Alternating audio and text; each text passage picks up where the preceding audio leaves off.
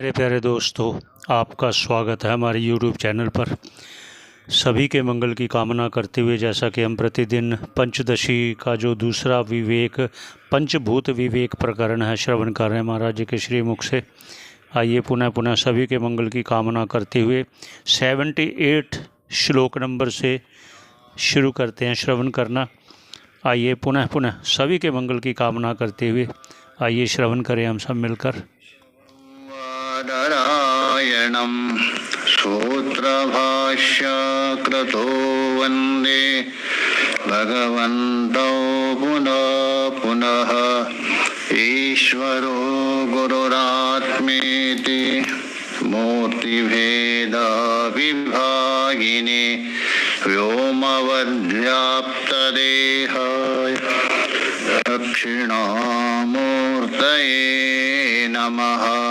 ओम शांति शांति शांति। हम लोग पंचदशी के द्वितीय प्रकरण को लेकर चिंतन कर रहे। तभी बताया दृढ़ यदि होने से इन तीनों से तो ये सिद्ध हो गया आकाश और सद है, उनका जो भेद है वो आपको निश्चय होगा। अर्थात दोनों एक नहीं है, एक सत है एक कल्पित है, ये भेद आपको निश्चय होगा। और उसके बाद सत कभी भी अवकाश स्वरूप वाला नहीं हो सकता है और आकाश कभी सत स्वरूप आपको बोध नहीं होगा, निश्चय हो गया। जैसे स्फटिक एक बार आपको निश्चय हो गया लाल नहीं है, रक्तिमा नहीं है, उसमें निश्चय करके देखा, बाद में भले ही लाल दिखे हो तो आप स्वीकार नहीं करेंगे। डंडा मारने पर भी मारेंगे, भले उसको डंडा भय से बोलेंगे हाँ लाल है करके, किंतु मन से मानेंगे क्या? नहीं मान। मजबूरी से, एक मजबूरी होती है, चलो मजबूरी से भले कहे तो भी आप स्वीकार नहीं करेंगे अंतर से। वैसे ही यहाँ तो उसके बाद बता दिया जो विवेकी पुरुष है, जहाँ पुरुष है अर्थात तत्वज्ञ, उसको ये निश्चय हो गया क्या? भेद अर्थात आकाश कैसा है? निस्तत्व है, उसमें कोई तत्व है नहीं, सत्ता नहीं है, यथार्थता नहीं, भान हो रहा है, ये निश्चय हो गया। इतनी टीका है और है कहाँ है? एवं इतनी टीका है और कोई हमारे में तो अब में शायद अध्यस्त हो रहे होगी, है वो तो भूमिका है आगे की, टीका नहीं है। आगे श्लोक आ रहे ना, उसकी भूमिका है। यहाँ तो 77 में स्पष्ट है ना, इसलिए व्याख्या नहीं के एवं छोड़ दिया। एवं बोल तो इसी प्रकार समझ लीजिए, बुद्धिमान है इतने तो मूर्ख नहीं, इतने समझ ले जाओ। आगे जो आक्षेप कर रहे देखिए पूर्व पक्षी, ननु तो ये तर्क दे रहे वायु आदि में सत की अनुवृत्ति नहीं होती। ये सिद्धांत ने कहा दिया था ना, सत की तो अनुवृत्ति होती है, आकाश की अनुवृत्ति नहीं होती, ये कहा दिया था। तो इसलिए आकाश व्याप्य है और सत क्या है? व्यापक है। उसको लेकर आक्षेप कर रहे देखिए, ननो आकाशः कार्यस्यः का वायु, वायु किसका कार्य है? आकाश का। तस्माद् वा एतस्माद् आत्मना आकाश संबोधा आकाशाद वायु। आकाशाद वायु बोल तो ये नहीं, आकाश भावापन्न ब्रह्म से वायु की उत्पत्ति। अरे आकाश से वायु कैसे उत्पन्न होगा? तो बोल दिया, हमने मान लिया आकाश परिणत होकर वायु हो रहे, तो वैसे इसलिए आकाश भावापन्न ब्रह्म है, उससे वायु लेना, इसलिए तस्मात् का अनुवृत्ति सर्वत्र आती है। तो इसलिए आकाश कार्यश्य, आकाश का कार्य कौन है? वायु, जो वायु है। अकारण भूतेन अर्थात सद्वस्तु तो क्या है, वायु का जो अकारण है सद्वस्तु, सत से उत्पन्न नहीं हुआ ना, वायु की उत्पत्ति हो गई किससे, आकाश, तो कारणभूत हो गया कौन, आकाश, तो अकारणभूत हो गया कौन, सत। तो ये बता रहे, तो अकारणभूतेन सद्वस्तुन, अर्थात वायु की जो अकारण, वायु का कारण नहीं है, क्योंकि वायु का कारण है आकाश, आकाश का कारण है सत, क्रमे जा रहे हैं ना, इसलिए अकारणभूतेन सद्वस्तुनः, जो कारण नहीं है ऐसा सद्वस्तु के साथ तादात्म्य प्रतीति अयोगात, वहां तादात्म्य कहाँ होगा, अरे तादात्म्य होता है कारण का कार्य के साथ, सत तो कारण है ही नहीं, वायु का तादात्म्य अयोगात, तो सतो विवेचनम अप्रयोजकम, कि 77वें श्लोक में अंतिम में क्या बताया था, न्यायेन अनेन वायुवादे सद्वस्तु प्रविविच्यताम, अनेन न्यायेन, अनेन बोल तो ऊपर जो बताया था युक्ति, उसी युक्ति के द्वारा वायु में जो सत है उसके भी विवेक कर, ये बताया था। अभी पूरा पक्षी कहा रहे वायु में सत की तादाद में है ही नहीं,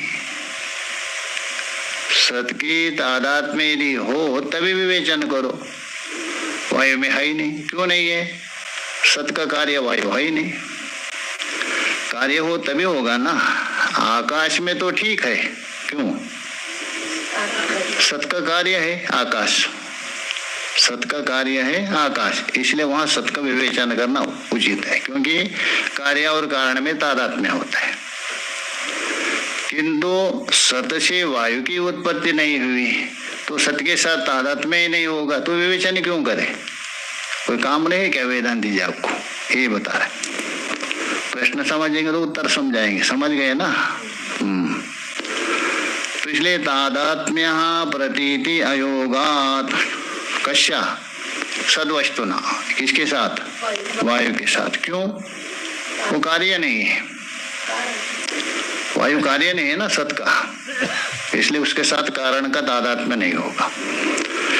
विवेचनम अप्रयोजकम, तो विवेचन करने का क्या आवश्यकता, अरे विवेक तभी करे तादात्म्य हो, अध्यास हो एक के साथ, तभी विवेक करना, ये विवेक करने का क्या जरूरत है। अप्रयोजकम इति आशंक्या, यहाँ तक पूर्व पक्षी, पूर्व पक्षी ने ठीक ही शंका की, नहीं लोक में तो वही है, कारण है वही कार्य के साथ तादात्म्य होता है, सत तो कारण है ही नहीं। तो उत्तर दे रहे, देखो पूर्व पक्षी जी, आपने आपके दृष्टि से प्रश्न किया ठीक है, क्योंकि सत से आकाश की उत्पत्ति है, इसलिए आकाश के साथ तादात्म्य है, विवेचन करना, किंतु आकाश से वायु की उत्पत्ति है, इसलिए वहां विवेक करने का आवश्यकता नहीं। किंतु आपको पता नहीं वेदांत से आकाश से, केवल आकाश से वायु की उत्पत्ति नहीं है,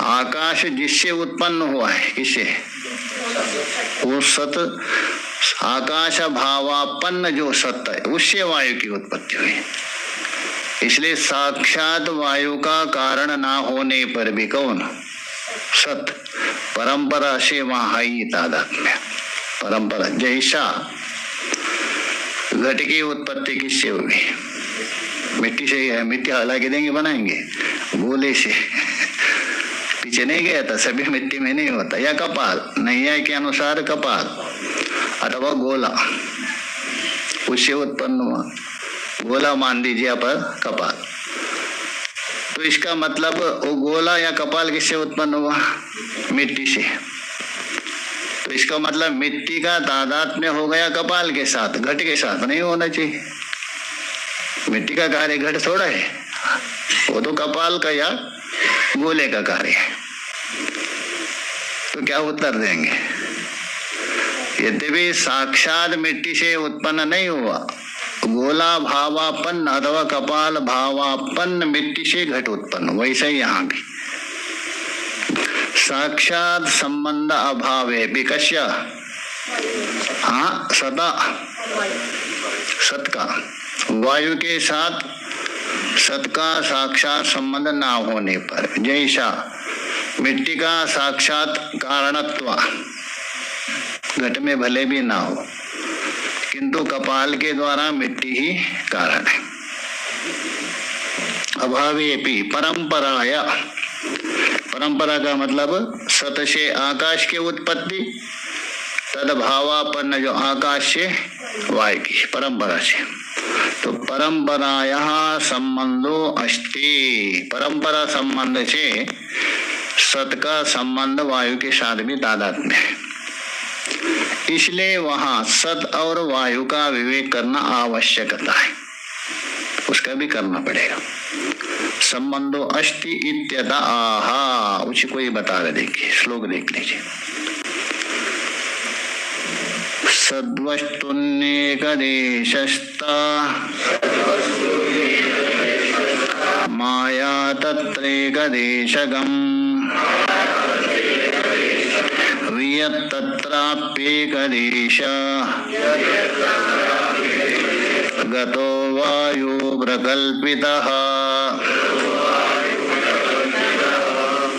सद्वस्तुनि अर्थात परमात्मनि सदैव सौम्य इदमग्रे आसीत, छांदोग्य उपनिषद में बताया हुआ जो सत है अर्थात परमात्मा में, उसका एक आदेशस्ता, पीछे भी बताया था, त्रिपादश्या अमृतम देवी ही, उसके एक ही पाद से सारे जगत की उत्पत्ति बोलो कल्पित है। तो इसलिए हम बता रहे सद्वस्तुनि एक देशस्ता, देखिए हाँ देश, एक देश का मतलब एक देश इव एक देश, वह एक देश नहीं है, निरवय है, निर्गुण है, एक देश कहाँ से होगा, कल्पना किया। पीछे पूर्व पक्षी ने आक्षेप किया था, क्यों कल्पना किया, क्या आवश्यक है सोचिए। तो उन्होंने उत्तर दिया, आप जैसा जिसने प्रश्न किया, ब्रह्म के एक देश में रहती है अथवा व्यापक होकर रहती शक्ति, तो इसलिए उत्तर देने के लिए तो वैसे का एक देश में करके, जैसा प्रश्न है वैसा उत्तर। अथवा जिज्ञासु साधकों को समझाने के लिए श्रुति ने अध्यारोप किया, अध्यारोप अपवादाभ्यम निष्प्रपंचम प्रपंचते, तो इसलिए एक देशस्था का माया, जो माया है परमात्मा के एक देश में, ऐसा मान लीजिए। तत्र एक देशगम वियत, तत्र बोलो तस्मिन माया, उस माया में परमात्मा का एक देश कौन हो गया, माया, और उस माया का एक देश में कौन है, वियत। तो माया कितनी बड़ी है देखिए, उसका एक देश में है आकाश। ये ग्रंथकार ऐसा ही बता रहे, नहीं कल्पना का, पुराण में आया है, वायु पुराण आदि में बता दिया है, पुराण के आधार से बता रहे हैं। तत्रहा बोल तो कुत्रा, तत्रहा बोल दो तस्मिन, उस माया में, उस परमात्मा के एक देश में विद्यमान है माया, उस माया में, तत्र शब्द सप्तमी, उस माया में, किस माया में, परमात्मा के एक देश में है उस माया में। तत्र वियत एक देशगम, वियत बोल दो आकाश भी क्या है, एक देश में, एक देश में मतलब एक चौथाई मान लीजिए, एक चौथाई में माया है परमात्मा के, माया के एक चौथाई में आकाश है। तत्र भी एक देश गतो वायु प्रकल्पिता, उसमें भी, किसमें, आकाश में भी एक देश है, वायु प्रकल्पिता, वायु की कल्पना की। तो इससे सिद्ध होता है सादा कल्पना किसमें, सत में, सत में सबसे पहले आपने माया की कल्पना किया, तो उस माया का एक देश में आप आकाश का कल्पना किया, तो आकाश का एक देश में वायु। इसलिए सारा कल्पना किससे? परंपरा से, सत में। ये आपने प्रश्न किया था ना, अभी हमने जो समझाया तो समझ में आ गया, क्योंकि आकाश जिसमें कल्पित है उस आकाश में सबसे माया कल्पित है, माया में आकाश कल्पित है, आकाश में वायु कल्पित है। तो इसका मतलब वायु भी कहाँ कल्पित है? उसी सत में, परंपरा से। तो इसलिए बोल रहे एवं सद्वायो, न तो साक्षात, परंपराया, परंपरा रूप से संबंध प्रदर्शा, सत और वायु का संबंध है। यदि ना होता तो वायु सत व्यवहार नहीं होता है, व्यवहार भी हो रहा है। इस प्रकार दिखाकर तयोर द्विवचन है इन दोनों में, किसमें? वायु और सत में। तयोर धर्म तो भेद ज्ञानाय, इसलिए ये धर्म से भिन्न है उसको दिखाने के लिए। वायु प्रतीयमानान धर्मान आह, वायु में प्रतीति होने वाला जो धर्म है वो बताएंगे। आकाश से वायु का धर्म है, उससे अलग सत है, ये दिखाएंगे सत का धर्म करके, भेद सिद्ध करने के लिए। सत से, आकाश से वायु भिन्न है, ये दिखाना है। इसके लिए उनका धर्म दिखा रहे। देखिए, प्रतीयमाना अतः प्रतीति होने वाले, भान होने वाला, धर्मान आहा, वायु में जो धर्म दिख रहे आपको वो किन किन का है दिखाएंगे। देखिए श्लोक देख लीजिए। शोष स्वर्शो गतिर्वेगो वायुर्धर्मा इमे मतः त्रय स्वभाव सन्माया व्योम्नाम एतेपि वायुगः। शोष स्वर्शो, शोष बोल तो शोषण करना, न शोषयति मारुतः, गीता में बताया ना। सुखाने का काम किसका है? वायु का। इसलिए यहाँ बता रहे शोषण करना, एक द्विवचन है। शोष स्वर्शो, स्वर्श का विशेषण नहीं लेना, द्विवचन है ना। शोषणश्च स्वर्शश्च, तो शोषश्च स्वर्शश्च, शोष स्वर्श दो अलग अलग। एक शोषण है सुखाना, और दूसरा स्वर्श। स्वर्श है अनुष्ण शीत, वायु का स्वर्श है अनुष्ण शीत। इस लक्षण के ना रूप रहितत्वे सति स्वर्शवत्वम वायु लक्षणम। किंतु वो जो स्वर्श कैसा है? अनुष्ण शीत। उष्ण स्वर्श रहेगा किसमें? तेज में। शीत स्वर्श रहेगा जल में। और अनुष्ण स्वर्श वायु और पृथ्वी में रहता है, दोनों में रहता है। इसलिए वहां रूप रहित तत्व दिया। लक्षण करते हैं ना रूप रहित तत्व, इसलिए दिया पृथ्वी को वारण करने के लिए। तो अनुष्ण शीत स्वर्शा, ये दो हो गया। और गतिर्वेगो, गति है वेगात्मक गति, चलनात्मक गति, ये भी वायु का धर्म है। वायु धर्म, इमे वायु धर्मा मता, ये जो बता दिया ये सब किसके है? वायु के धर्म है। शोषण है, स्वर्श है, गति, वेग, ये सब वायु के धर्म है। मतः बोल तो इस प्रकार अभिप्रेत है, अभिमत है सभी को। त्रय स्वभाव, इसलिए त्रय स्वभाव, त्रय बोल तो गति और वेग दोनों को अलग अलग कौन? एक ही है, वेग को द्विवचन नहीं दे रहे। गति वेगो बोल तो गत्यात्मक वेग, द्विवचन नहीं दे रहे, एक वचन है ना, गति वेगो। गति वेगो नहीं बोल रहे, इसलिए एक अलग कर भी सकते किंतु है एक ही है। गत्यात्मक वेग। तो त्रय स्वभावा सन माया व्योमनाम, सत माया व्योमनाम त्रय स्वभाव।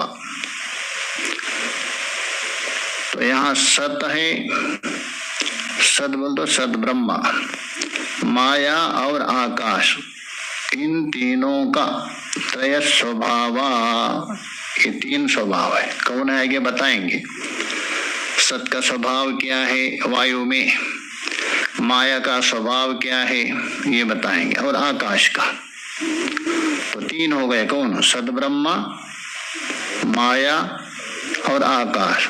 सद ब्रह्मा है अधिष्ठान, और उसमें एक देश में कल्पित माया, और उसमें एक देश में कल्पित आकाश, ये तीन ऊपर से हो गए। उसमें वायु कल्पित है, इसलिए उनका तीनों का धर्म इसमें आ रहा है, इसमें वायु में।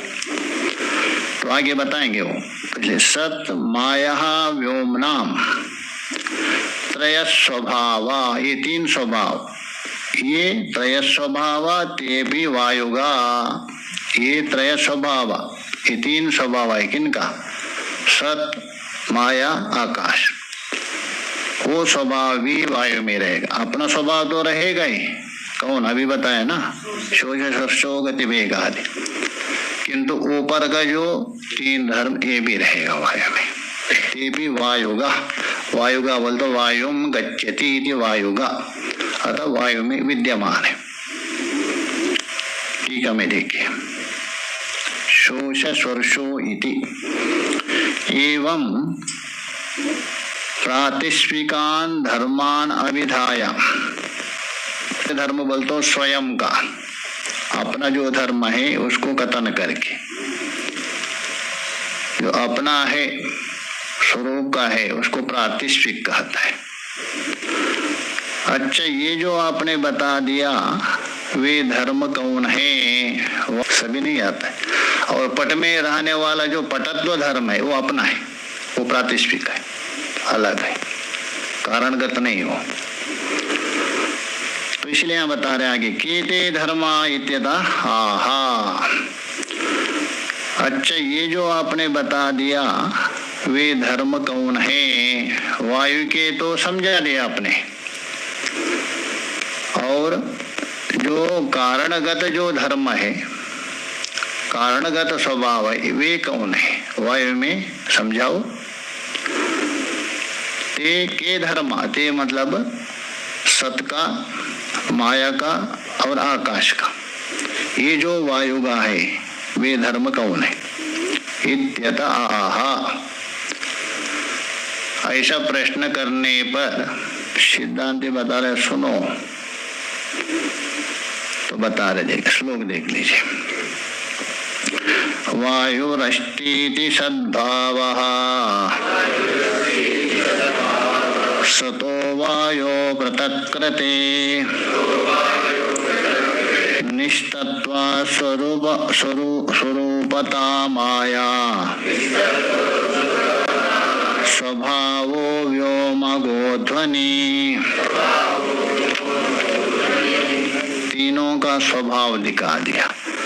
वायुर अस्ति इति, वायु अस्ति अथवा वायु सत, ये व्यवहार हो रहे क्या नहीं, वायु है, ये वायु अस्ति शब्द आया है, अस्ति बोल तो है, अथवा वायु प्रतीयते भान होता है, ये कहाँ से आया, अर्थात ये सद्भाव, ऊपर जो बताया था ना त्रया स्वभाव में सत का स्वभाव है, जो अधिष्ठान है सत परमात्मा उसका स्वभाव है। सतो वायो पृथक्कृते, सतो वायो पृथक्कृते, सत स्वरूप है, उस सद ब्रह्म से वायु को अलग करने पर, अलग बोल तो ऐसा नहीं, विचार पूर्वक, किससे, सत से। तो ये बोले सतो वायो पृथक्कृते निष्तत्व रूपतः, तभी वायु क्या रहेगा, निष्तत्वता। ये है माया का स्वरूप है, निष्तत्व स्वरूप है ना, अर्थात सत्ता रहित कल्पित, ये माया का हो गया निस्तत्व। सत्स्वरूप हो गया अधिष्ठान रूप ब्रह्म का। उस सत्य को अलग करने के बाद निस्तत्व रूप सत्ता रहित मिथ्या रूप से जो प्रतीत हो रहे हैं ना वायु, ये माया का स्वरूप है। तो इसलिए बोला सतो वायु पृथक्कृते निस्तत्व रूपतः माया, ये माया का स्वभाव हो गया। माया स्वभाव, ये माया का स्वभाव हो गया।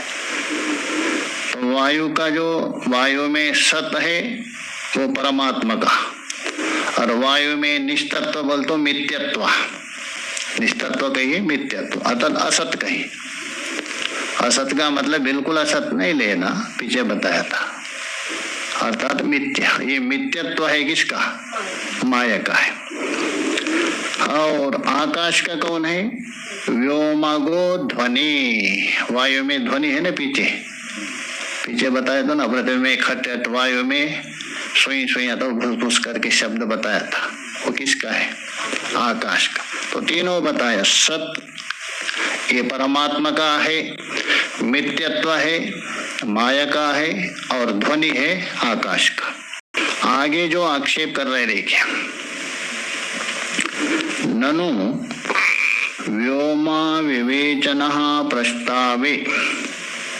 अरे सिद्धांति जी, आपने सत से आकाश का विवेचन किया, सत से आकाश का प्रताप किया, उस समय में व्योमा विवेचन प्रस्तावे वायुवादिषु अनुवृत्तम, वायु में अनुवृत्त अर्थात वायु में अनुश्यूत सत न तो व्योमा इति, वहां आपने क्या कहा दिया था? वायु में अनुवृत्ति होती है किसकी? सत की, किंतु आकाश की अनुवृत्ति नहीं होती है किसमें? वायु में। ये बताया था ना पीछे, पीछे देख लीजिए, सत की अनुवृत्ति होती है, वायु है, तेज है जल में, किंतु आकाश की अनुवृत्ति वायु आदि में नहीं होता है। इसलिए सत व्यापक है, धर्मी है, आकाश धर्म, ये पीछे बताया था, अभी अभी पीछे बताया था, तो ये बता रहे न तो व्योमायति भेदाधि, ये आपके 67 जो है ना श्लोक, उसमें बताया था।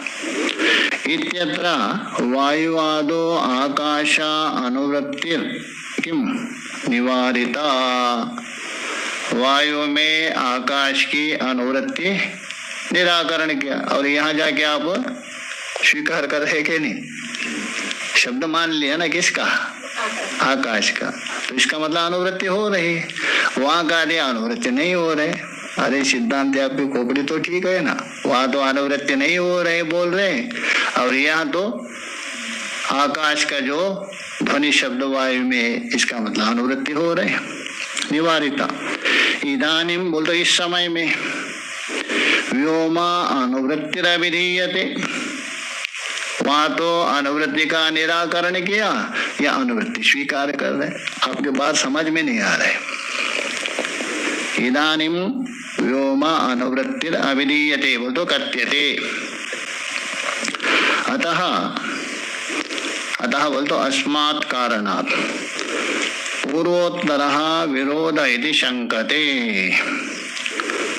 पूर्व में जो बताया था 67 जो श्लोक में, और यहाँ अभी जो बता दिया 80 में बताया ना अनुवृत्ति, और वहाँ अनुवृत्ति नहीं होता है बताया था।